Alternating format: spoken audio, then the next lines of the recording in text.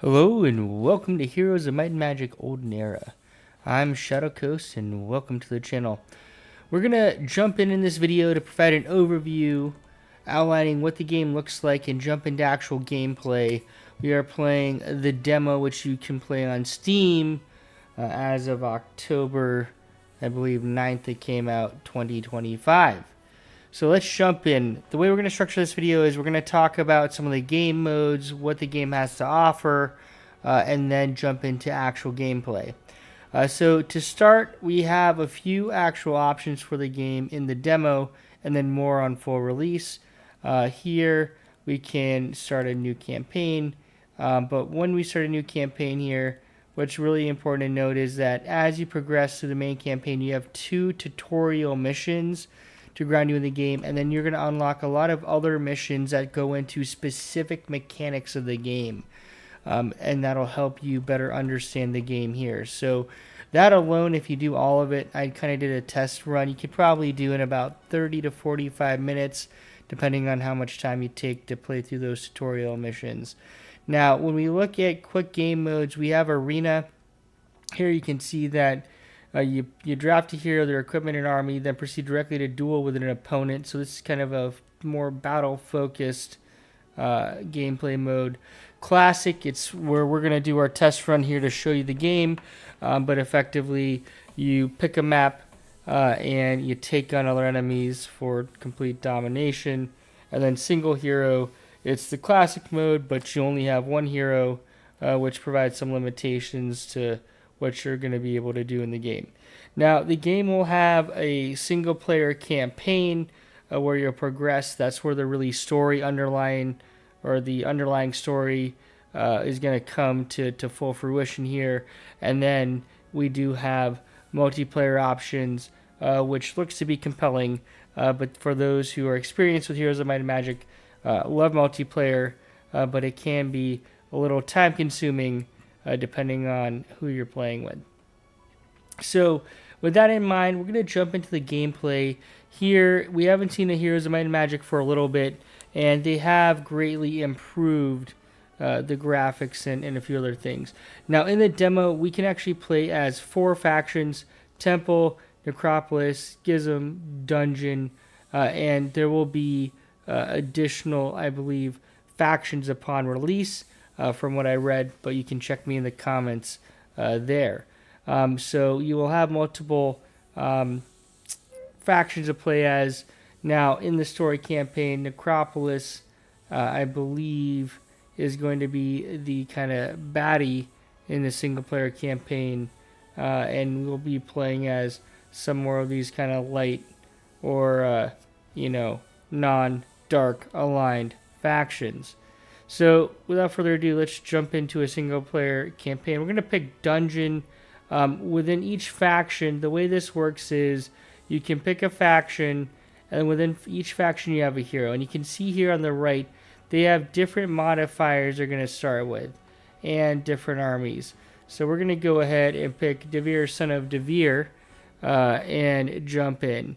Now, in All Might and Magic, I know a lot of people say, hey, this game can seem overwhelmingly basic, but when you really peel back the layers, there are a lot of different strategic and tactical components you have to think about.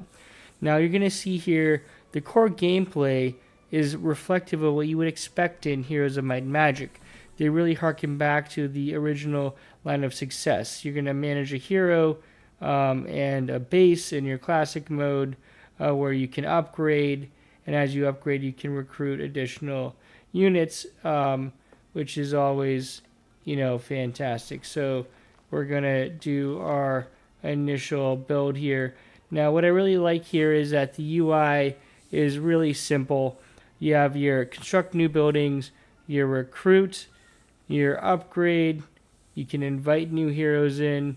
And then as you gain other things, you can exchange resources, exchange artifacts. And then each faction will have unique buildings that provide unique capabilities and items. So keep that in mind. And then obviously with your Mage Guild, as you upgrade that, you're going to be able to unlock and upgrade different magical powers. I don't have a Mage Guild right now here so I can't do any of that. But that'll be important as you go, because as we know, these spells your heroes can cast can be devastating and important. Now, one of the other things we have here are faction laws, and so there will be modifiers to give you more law points, and then you can enact different things, which will be really critical to help gain, faction-wise effects like plus gold per day. But then you have combat or army effects that'll impact how you perform on the battlefield from that perspective. And then there are other items here that I have to unlock to showcase. But suffice to say that a lot of the classic core of the gameplay and the structure is similar. They didn't really go out on any, I think, super, complicated branches. Now, one of the things that I do like here that is simplified is the hero upgrades. You can get different upgrades, and as you upgrade, there are sub-upgrades that modify it further. So there's a lot you can do here with your heroes. When you double-click on your heroes, we're going to have our gear. We have our army, which works uniquely. And then you can see here, we're going to have different traits up here. We're going to populate, which is really important. So keep that in mind. And then we can kind of read a little bit about them and do all the fun stuff you would expect to do. Now, when it comes to core gameplay, we're going to be exploring the map, collecting resources, exploring different locations, taking on different enemies and the such, which is all good and well from that perspective. Now, simultaneously, as we upgrade our character, we're also going to upgrade our bases that we collect. So let's go ahead and, collect some resources. And I am looking for a relatively easy battle, and I am not seeing anything that's easy. So we're going to take on a normal battle and check it out. Now, one of the cool things here is you can auto battle, and here when you hover under this, you're going to see the impact. We're going to go ahead and battle so you get a feel for the setup. Now, not surprising, when we start, we basically have kind of like one line level to deploy. As we have upgrades and other options, we actually will be able to deploy further out depending on how you upgrade your heroes, so keep that in mind. So we're going to go ahead and get as close to the enemy as possible, given that we're all melee. Now here, one of the things that I don't remember if they introduced this in the latest Heroes of Might and Magic, but the more classic ones did not have, are different abilities for your units. So there are different abilities that our units are going to be able to do. They have to gain focus, which they do throughout battle to do them. And this adds another tactical layer to combat, thinking about who can do what and when, and using those abilities are going to be critical. So, for example, long reach attack, we can't really reach that, but these modifiers will be really critical overall. So obviously we have our hero ability and unit abilities, which will be absolutely critical. So we're going to go kind of proceed here. We do have our spell book. Now, this faction that I randomly or somewhat randomly picked does not have access to spells, but as we upgrade the guild, learn them, similar to the classic Heroes of Might and Magic, you can learn upgrade spells from that perspective.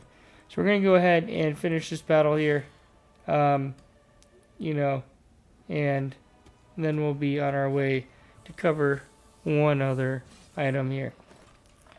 Alright, there we go. We accepted, we defeated them. Can continue on our way.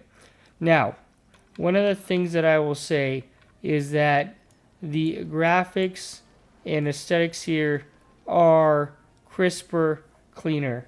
and you have your classic ability to hold down left alt button to kind of see stuff, hover over it for information, which is absolutely critical on your journey. So overall, this is a game that I've been monitoring closely.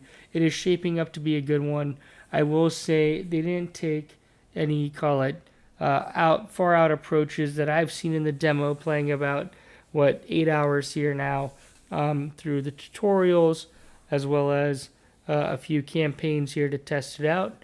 That being said, it is your good classic Heroes of Might and Magic fun, so I do recommend checking out the title if this is a game that is up your alley.